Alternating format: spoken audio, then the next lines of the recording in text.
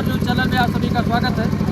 मैं SK सिंह, हमारे साथ महान महेश योगी जी बातचीत करने के लिए मौजूद है।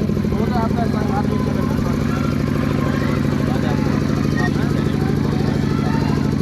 आज हम एक ऐसे संत से आप लोगों को रूबरू करवा रहे हैं जिनका एक वर्ल्ड रिकॉर्ड है योग में। महेश योगी जी से हम बात करेंगे। स्वामी विवेकानंद जयंती पर वो आए हैं, एक उत्सव में, एक समारोह में आए हैं। स्वामी विवेकानंद जी युवाओं के आइकान हैं, जिन्होंने 1893 ईस्वी में शिकागो में विश्व धर्म सम्मेलन में सिद्ध कर दिया था कि वेदांत ही विश्व का धर्म है। जहाँ विश्व के जाने माने साहित्यकार, जाने माने धर्मगुरु इकट्ठा हुए थे, सभी धर्मों के धर्माचार्य थे। ऐसी स्थिति में 1893 में हमारे युवा आइकान स्वामी विवेकानंद जी ने शिकागो में सिद्ध किया कि वेदांत ही विश्व का धर्म है। इसके सामने कोई कुछ नहीं है। भारत का जो सनातन संस्कृति है उससे बढ़कर कोई संस्कृति नहीं। इस संबंध में हम स्वामी जी से जानना चाहते हैं, युवाओं के बारे में क्या कहना चाहते हैं, जो कि जी विवेकानंद जी के बारे में क्या कहना चाहते हैं।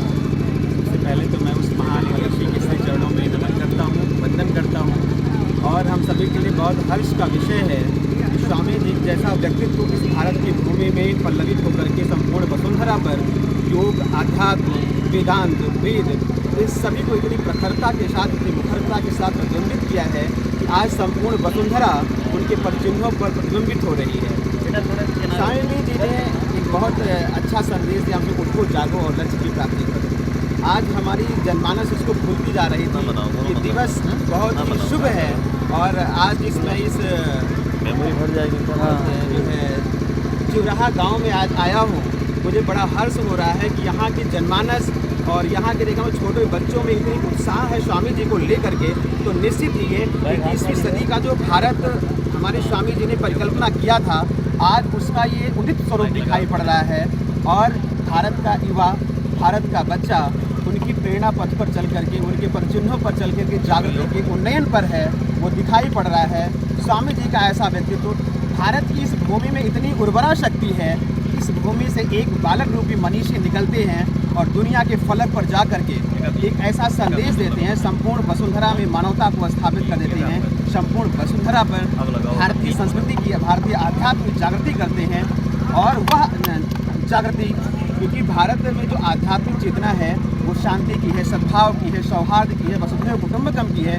उस भाव को लेकर के स्वामी जी ने जो विश्व फलक पर प्रतिबिंबित किया है इस वसुंधरा को, निश्चित तौर पर ऐसे ही मनीषी भारत को विश्व गुरु के रूप में प्रतिबिंबित किए होंगे।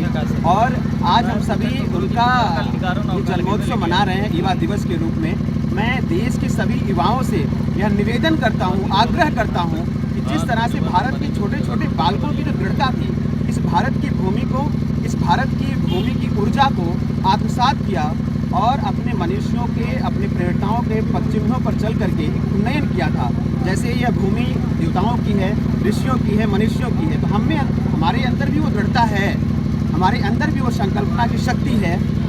और हम उनके विचारों को आत्मसात करें, उनकी प्रेरणा पथ पर चलें, तो निश्चित तौर पर आने वाले समय में भारत का प्रत्येक युवा स्वामी विवेकानंद के रूप में होगा। भारत का प्रत्येक युवा भगवान शंकराचार्य के रूप में होगा और अकेला चल करके वो वसुंधरा के सृजन के लिए, भारत को विश्व गुरु बनाने के लिए तत्पर होगा। स्वामी जी विवेकानंद जी ने अपने गुरु रामकृष्ण मिशन की स्थापना की थी। रामकृष्ण परमहंस के नाम पर रामकृष्ण मिशन की स्थापना की थी। उसका उद्देश्य था गरीबों की सेवा करना। उनका एक बार कहना था, समस्त मठाधीशों को उन्होंने पत्र लिखा था, समस्त धर्माचार्यों को पत्र लिखा था कि अगर आप लोग 100 रुपया खर्च करते हैं भगवान के भोग में, उसको घटा के 1 रुपया करिए, तो 99 रुपया गरीबों की सेवा में लगाइए। क्योंकि जो गरीब आदमी है, जीता जाता भगवान है, पत्थर की मूर्तियों पर 1 रुपया खर्च करिए। आज समाज में जो आडंबर है, हम देख रहे हैं कि गरीबों पर न ध्यान दे करके जो धर्माचार्य हैं पत्थर की मूर्तियों पर ध्यान देते हैं। इस पर क्या? आपने बहुत अच्छा प्रश्न किया है और मैंने भी अभी इस बिंदु को लेकर के सरकार पर कई जो है पत्र डाला है। और आपको बता दूं, हमारे यहाँ हिंदू, मुस्लिम, सिख, ईसाई सब धर्म संकलित होकर के इस भारत की जो है भूमि को पल्लवित करते हैं। लेकिन आपको मुझे बताते हुए मैं आपको भी ये बताना चाह रहा हूँ कि हिंदू धर्म में कम से कम 2 लाख ऐसे मंदिर हैं जिन मंदिरों का जो है संपूर्ण आय सरकार के पास जाती है। आप 1 रुपये 100 रुपये की बात कर रहे हैं। मैं तो जनमानस, हिंदू जनमानस से भी आग्रह करता हूं कि मंदिरों में 1 भी रुपये न दें। वो पैसा वो गुरुकुलों में दें, वो पैसा जा करके गरीबों की सेवा के लिए दे दें, वो पैसा निस्वार्थ भाव से किसी ऐसे लोगों को जो जिसकी आवश्यकता होती है। मंदिर मठ में आप सोचिए कि हमारे यहाँ पद्मनाभम मंदिर, तिरुपति बालाजी मंदिर और जो है वैष्णो देवी मंदिर, सिद्धि विनायक मंदिर, विश्वनाथ मंदिर, ये सब ऐसे मंदिर हैं जो सरकार के ट्रस्ट के रूप में हैं और इसकी सारी संपत्ति, सारा जो मूलधन होता है वो सरकार लेती है। और सरकार लेने के बाद क्या करती है, जिन मंदिरों की बात हम कर रहे हैं उस मंदिरों में केवल हिंदू जनमानस के पैसे आते हैं, उसमें और किसी धर्म के पैसे नहीं आते हैं। और जब वो सरकार उस पर संरक्षित कर लेती है, उसमें अपना अधिकार जमा लेती है, वो पैसे सरकार के कोष में जाते हैं और जब सरकार के कोष में पैसा संकलित होता है तो वहाँ संभाव के रूप में खर्च किए जाते हैं। मैं सरकार से भी आग्रह करता हूँ कि जिस तरह से हमारे 2 लाख मंदिर प्रति वर्ष सरकार के कोष को रिच करते हैं, 2 लाख मंदिरों से कम 2 लाख करोड़ रुपया प्रति वर्ष सरकार लेती है।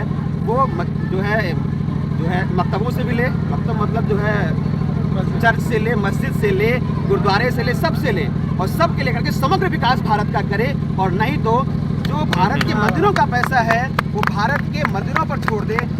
हमारे अंदर वो चेतना शक्ति है, हमारे हिंदू जनमानस के अंदर वो दृढ़ता है कि हम अपनी सनातन धर्म को, इस वसुंधरा को हम अकेले संभालने के लिए सनातन धर्म खड़ा हो जाएगा, हिंदू जनमानस खड़ा हो जाएगा। केवल मैं सरकार से आग्रह करता हूँ कि वो मंदिरों का पैसा लेना अपने कोष से छोड़ दे और भारत का जो हमारा भाई जनमानस, हिंदू जनमानस है, वो स्वयं इस वसुंधरा को पल्लवित करने की समझना चाहता हूँ। अभी आपके कहने का ये था कि हिंदुओं के मंदिरों का पैसा लेके मुसलमानों के डेवलपमेंट में भी खर्च होता है, तो बल्कि वहाँ उसका राष्ट्रीयकरण नहीं किया गया, उसका पैसा सरकार के पास नहीं जाता। तो यह विषय बहुत लंबा है।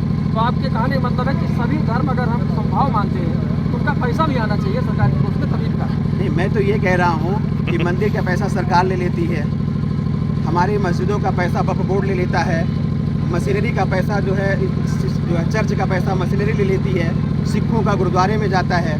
सब अपने अपने धर्म परिक्षेत्र को बढ़ाने के लिए कार्य कर रहे हैं। सनातन धर्म जो सबका मूल है, जिससे सारी शाखाएं निकलती हैं, वो एक जड़ के बाद ठूठा कब तक रहेगा? और ठूठा नहीं है वो, उसके पास इतनी संपदा है कि वो संपूर्ण भारत को अकेला विश्वगुरु बनाने के लिए तत्पर है। लेकिन जब उसके पास होगा तब ना। मैं सरकार से आग्रह करता हूँ कि जितने भी धर्म मजहब इस भारत की भूमि में हैं, सब पर वो अपना एक संरक्षण बनाए और उस प्रभुता को लेकर के जब हमारा भारत पल्लवित होगा तब हम कह सकेंगे कि हिंदू, मुस्लिम, सिख, ईसाई इस भावना को लेकर कार्य कर सकते हैं, वरना तो केवल सनातन ही कार्य कर रहा है। बहुत बहुत धन्यवाद। जैसा कि आपने देखा, महान योगाचार्य स्वामी जी हमारे चैनल पर जुड़ करके बहुत बेबाकी के साथ बहुत सारी चीज़ों को रखे हैं, जनमानस को संबोधित करने का प्रयास किया, उसके लिए बहुत बहुत धन्यवाद। Bureau report, smile Bharat.